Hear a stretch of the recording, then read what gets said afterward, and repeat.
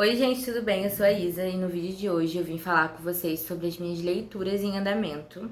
Não teremos vídeos de leituras finalizadas no mês de agosto, então eu trouxe esse vídeo aqui pra gente conversar um pouquinho sobre os livros que eu ainda estou lendo. Eu vou deixar a minutagem do vídeo na descrição, então se você tiver interesse em algum livro específico, você pode pular, pro livro que você tem interesse, mas gente, por favor, não pule. Assista o vídeo inteiro e vamos conversar, sobre os livros. E me conta aqui também nos comentários qual livro você tá lendo, qual livro você tá gostando de ler esse mês de agosto ou que você vai iniciar no mês de setembro, que eu vou adorar saber. Não esquece de se inscrever no canal, deixar o seu like se você gostou do vídeo e me seguir lá no Instagram também, porque eu falo de leituras por lá e também na rede vizinha.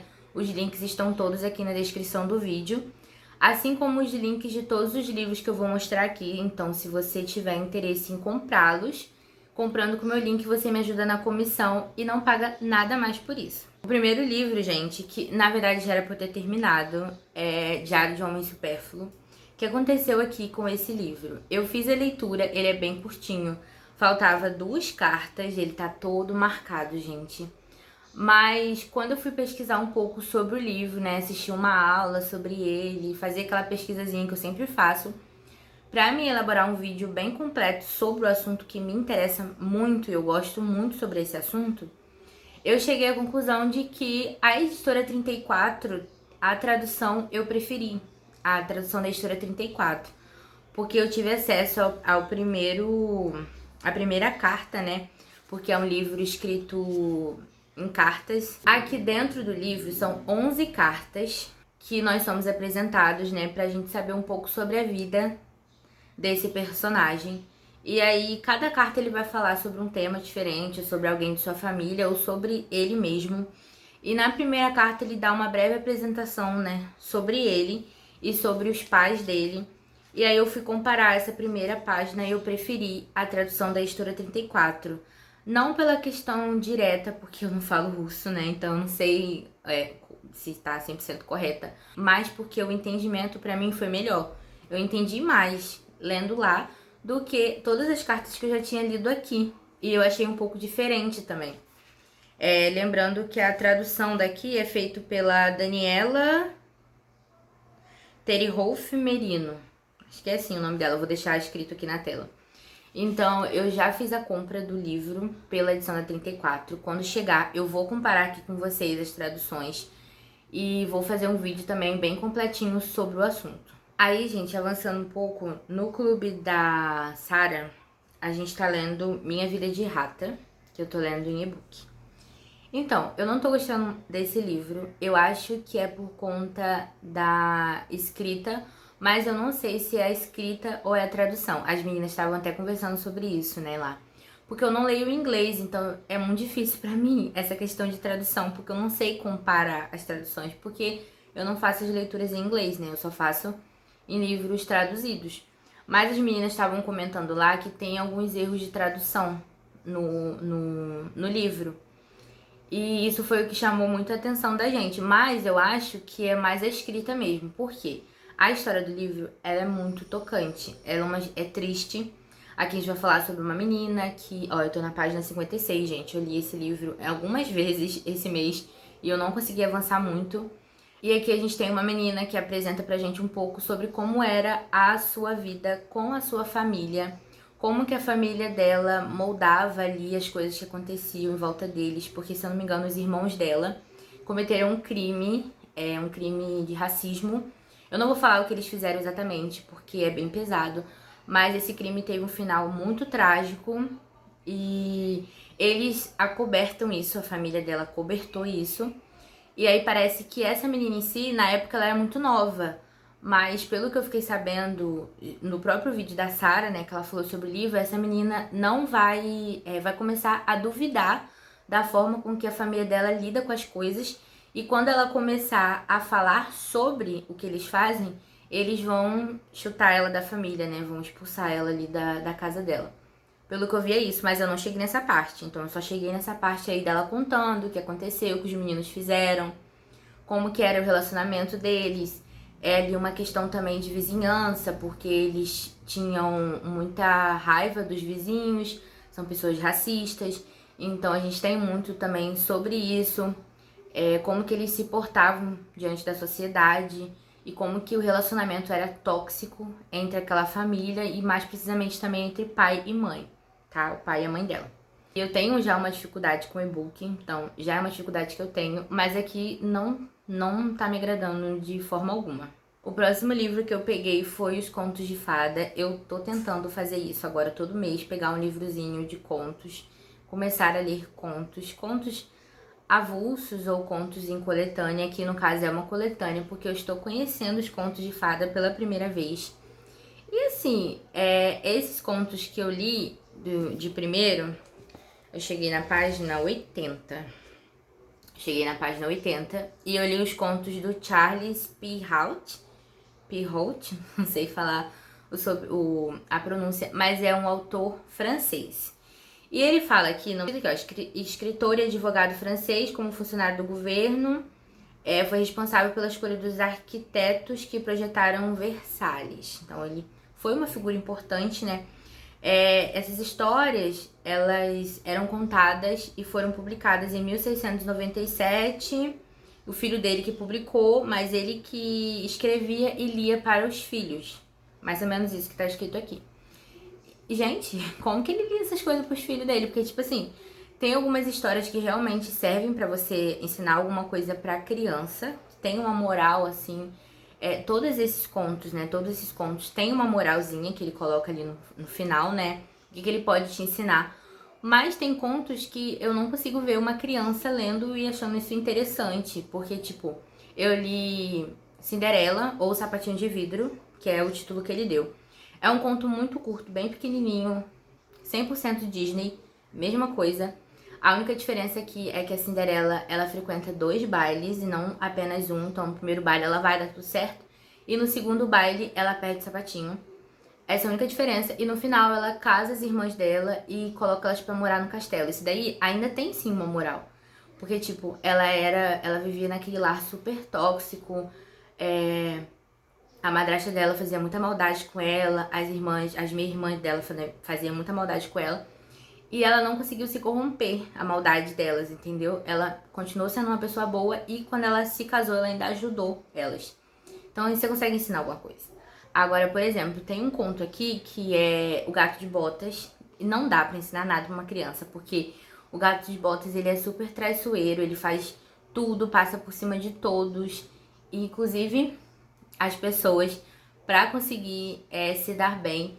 Então, não sei como é que você conta isso pra uma criança e você consegue ensinar alguma coisa pra ela sobre isso. E tem um conto também aqui que se chama Pele de Asno, que também é um conto super problemático. De um rei que a rainha tá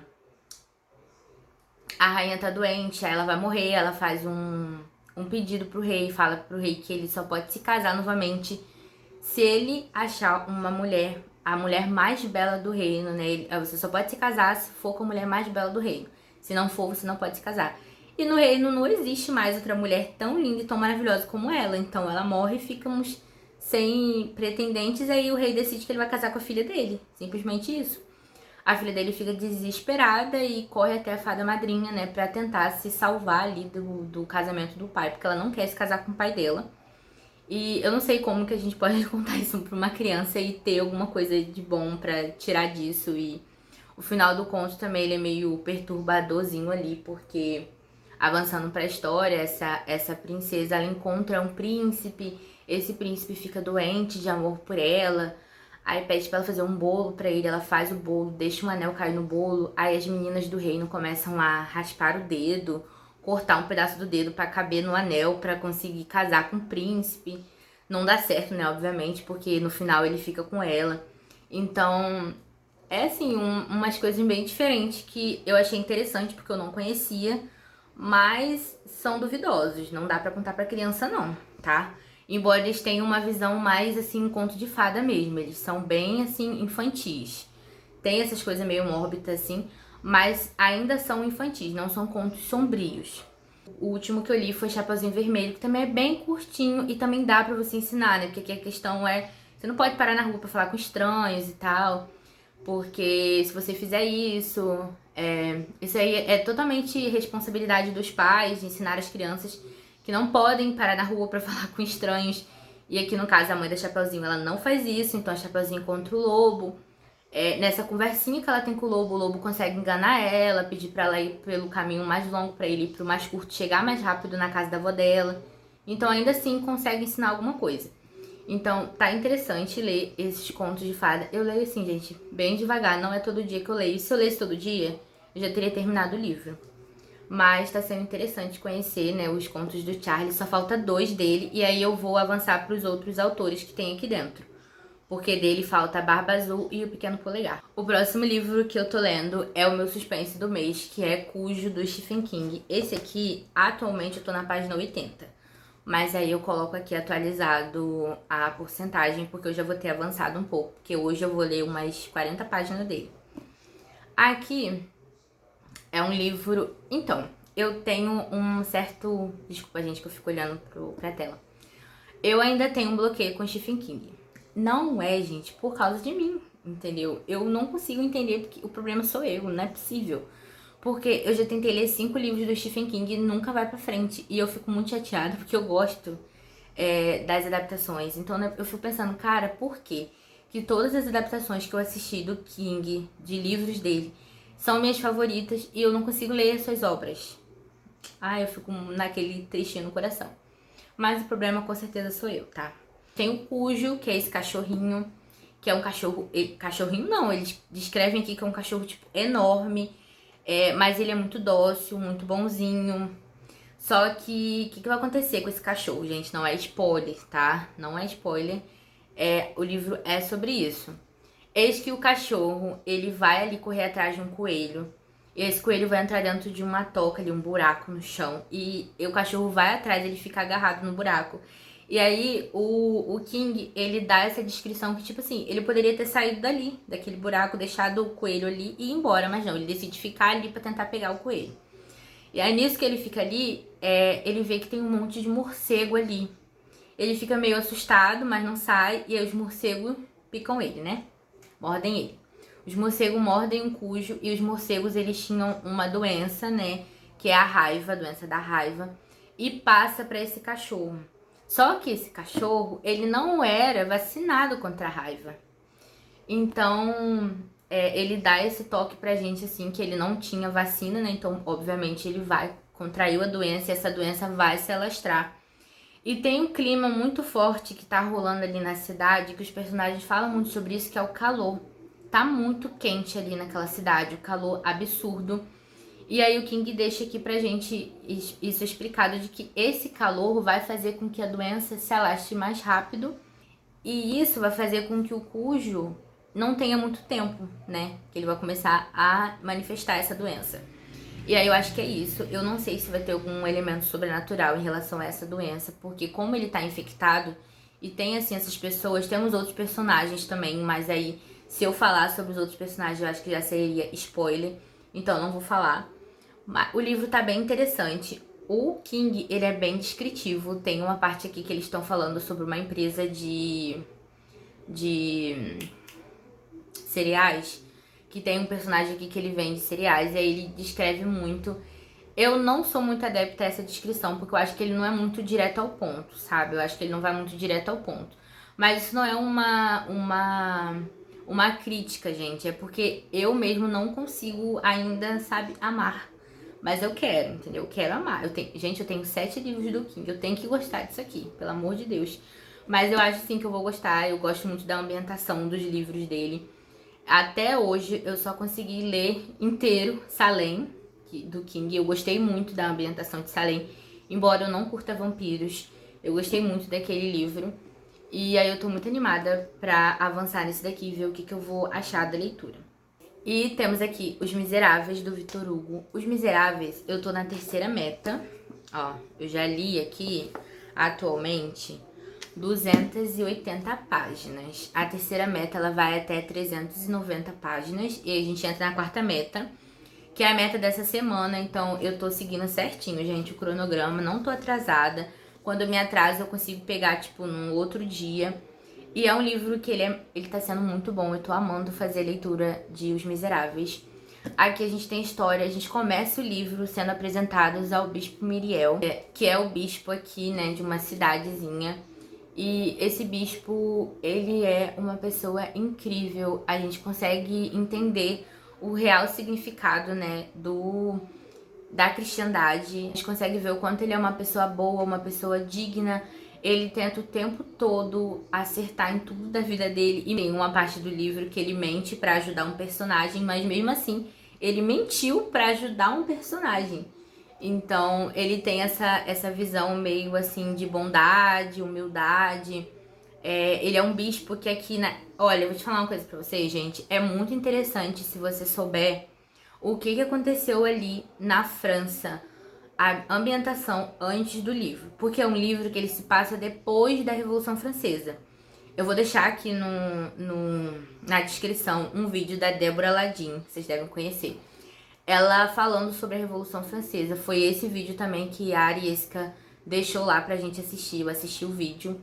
E ele dá uma ambientação muito boa, você consegue entender mais ou menos o que estava acontecendo ali, qual era o papel de cada um dentro daquela sociedade, o quanto que a miséria estava instalada, tipo, 100% dentro da França. Então, é um vídeo que traz uma ambientação muito boa, porque que o livro, por mais que se passe depois, ainda tem muitos vestígios, né, de como o país estava. Então, isso ajuda muito. E aí o bispo aqui, se eu não me engano, ele ganha 22 mil francos, alguma coisa assim, que eu não lembro agora exatamente. Mas todo o dinheiro que ele ganha, ele divide certinho para que cada valor seja estipulado para uma coisa que não seja para ele em si, porque ele fica com o mínimo mesmo. Ele é também, eu acho que é por isso que o Victor Hugo colocou ele também dentro do livro, porque ele é uma pessoa que, por mais que ele tenha, ele vive como um miserável. E isso é interessantíssimo, porque ele vive com o mínimo, gente. Ele poderia pegar o dinheiro dele, guardar o dinheiro dele, usar nas coisas que ele gosta, comprar o que ele quisesse, porque ele mora com a irmã dele e mais uma criada. Esqueci o nome dela agora, perdão. Mas ele tinha motivos para viver bem, mas ele vive com o mínimo, contando cada gota para conseguir dar esse dinheiro aos pobres, né? E às pessoas necessitadas que precisam mais do que ele. Então isso é muito interessante. E a gente também é apresentado aqui ao Jean Valjean, que é o personagem, assim, coringa que todo mundo fala quando vai falar sobre o livro. O Jean Valjean roubou um pão, foi preso por causa desse pão, pegou 5 anos de cadeia, tentou fugir, pegou 20 anos, ficou 20 anos lá, quando ele sai, tá na faixa dos 40. Aí ele conhece esse bispo, ele rouba o bispo. Quando ele rouba esse bispo, o bispo ajuda ele, é esse personagem que o bispo ajuda, isso não é spoiler, tá, gente? Um livro de 1.500 páginas, não sei nem te dizer até aonde que é spoiler, mas eu vou falar só do comecinho mesmo. E aí, conhecemos o Jean Valjean, nos apaixonamos por ele, ele dá uma sumida na história, e aí a gente começa a entrar aqui, né, entramos aqui na vida da Fantine e da Cosette. A Fantine, ela tem uma filha, ela foi abandonada pelo seu companheiro, né, pelo seu marido, que acho que não era marido dela até então, mas ela é abandonada por ele e as amigas que ela tinha, todo mundo vai, cada uma pro seu lado, todo mundo some e ela fica sozinha com a filha dela no mundo.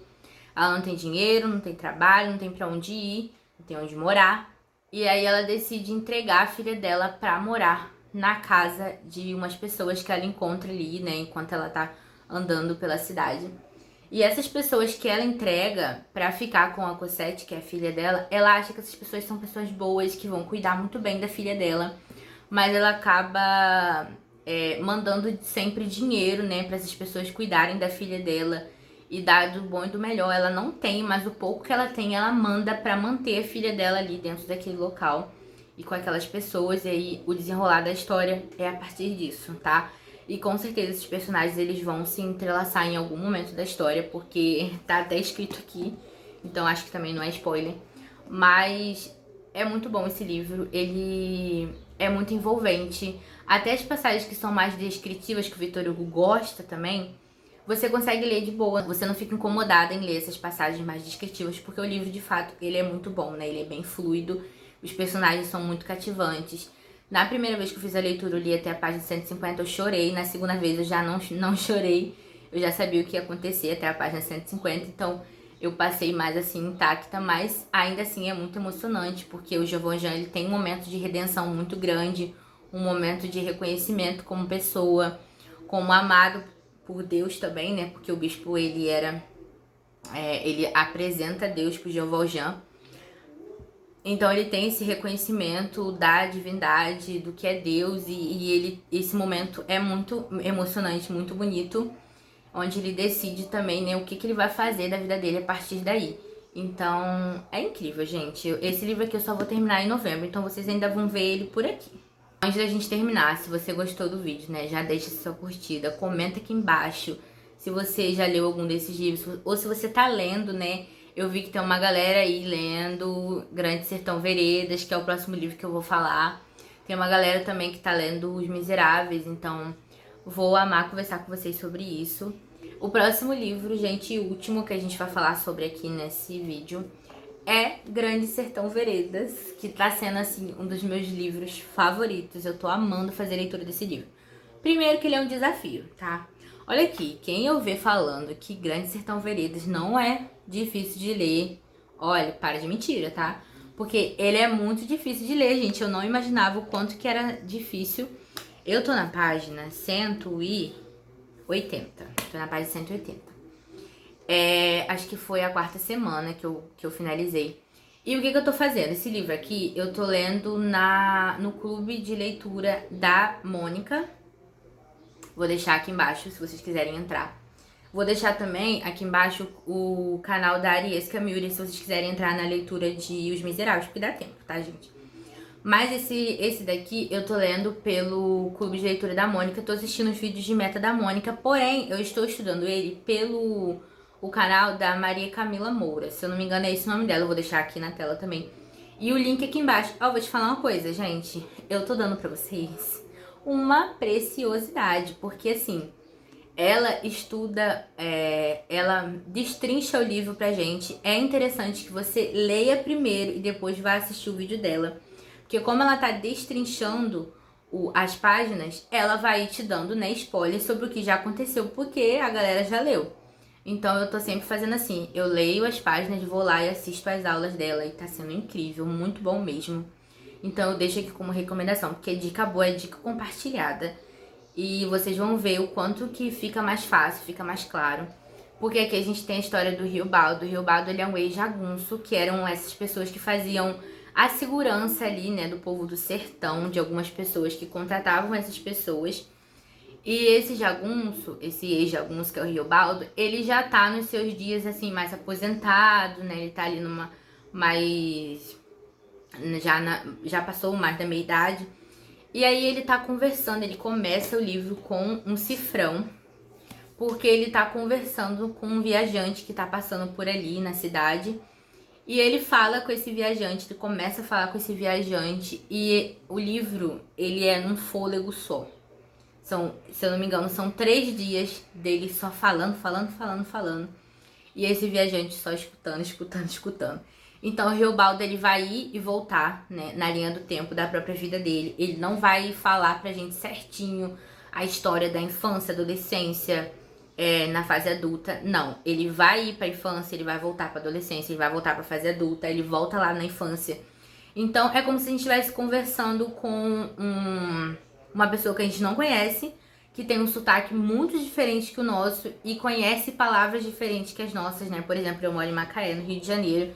Então, tem muitas palavras que o pessoal fala, né, lá no Nordeste, meu pai é nordestino, que eu não conheço ou que eu não sei o significado.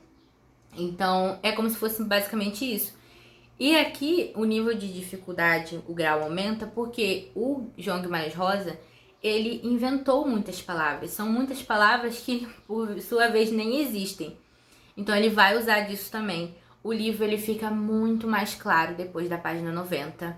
Eu não vou me adentrar muito na história do livro aqui nesse vídeo, porque eu quero fazer um vídeo sobre esse livro e porque também... Ai, gente, eu não sei, eu acho interessante você descobrir, tá? Eu acho muito interessante você ir descobrindo Eu já descobri um ponto alto da história, assim, que eu tô agoniada pra falar sobre isso. E a gente vai ver também aqui uma coisa muito importante. A gente vai ver também aqui a amizade do Riobaldo com o Diadorim, que é uma das pessoas favoritas dele do mundo. Que ele fala que ele gosta muito do seu amigo Diadorim, que seu amigo Diadorim ensinou muita coisa a ele. E essa amizade é muito importante pra história, tá? Muito importante mesmo. A gente vai ter também, do ponto de vista geográfico, ele falando muito bem do sertão, do como que o sertão é lindo, como que o sertão é tudo e todos. As descrições que ele faz aqui do sertão são lindas demais. Ele vai falar sobre os rios e riachos que passavam ali pelo sertão. Gente, meu livro tá todo marcado, é porque eu vou deixar pra colocar a flag quando eu terminar. Mas ele está todo marcado. Sem contar que ele tá todo escrito, porque não vai dar pra ver, porque eu escrevo de lápis. Mas, assim, perfeito. E no mesmo tempo em que ele fala muito sobre a vida dele, ele também traz algumas discussões acerca do que ele acha e pensa sobre a vida e sobre as coisas. Então ele começa o livro pra gente com uma discussão sobre o bem e o mal, o diabo, que aqui eles têm a figura muito, né, do diabo, das pessoas, elas terem ou não já o mal dentro de si, ou se elas nascem com o mal, ou se elas adquirem ele conforme, né, a vida vai acontecendo e as pessoas vão se corrompendo com esse mal. Então a gente tem uma discussão sobre isso. A gente tem... esse livro aqui dá pra você tirar várias coisas dele de pontos de vista diferentes que você achar sobre a leitura. Dá pra você ler geograficamente sobre ele, olhando paisagens e focando no sertão em si. Você consegue ler do ponto de vista psicológico, porque aqui a gente vai saber um pouquinho também sobre o que o Riobaldo ele sentia e achava, né, diante daquela sociedade, daquela vida que ele vivia. A gente vai ser apresentado a ele também como um personagem bem medroso. Então, embora ele vivia ali no meio dos jagunços e ele tava no meio da violência, né, porque quem conhece essa parte, assim, eu não sei falar, né, 100% sobre isso, mas era um povo que ali tinha muitas violências, tinha muitas batalhas mesmo das pessoas, uma tirarem nas outras, tirarem a vida das outras nessas batalhas, né, por território, um querendo derrubar o outro, e tinha uma galera também que não gostava dos jagunços e queria acabar com eles. Então, embora ele estivesse no meio daquela violência ali, o pensamento dele sobre aquilo tudo era totalmente diferente dos seus colegas. Porque ele tinha muito medo. Ele era uma pessoa que tinha muito medo de estar ali no meio daquele povo, embora ele estivesse. Então você consegue ver do tempo no ponto de vista psicológico também do personagem, o que ele pensava, o que ele refletia, o que ele pensa também sobre essas discussões que ele mesmo traz, porque ele joga a discussão no livro, mas ele também fala o que ele acha e ele conversa, né, sozinho, porque ele fala pra caramba, ele vai falando, vai falando, vai falando. E a gente não vê esse viajante falar sobre, né, o que ele tá falando com a gente só vê o ponto de vista dele. Então você vai conseguindo descobrir algumas coisas ali. Então dá pra você tirar muita coisa. É um livro que eu sinto que quanto mais a gente relê, mais interessante ele vai ficar. Então essa aqui é a minha primeira leitura, mas eu ainda quero fazer muitas outras leituras ainda na minha vida. Então foi isso, gente. Esses são os livros que eu tô lendo. Eu tô muito animada pra voltar pra falar sobre esses livros aqui com vocês quando eu terminar algum, tá? Obrigada por terem assistido até aqui. Beijos e até a próxima. Tchau!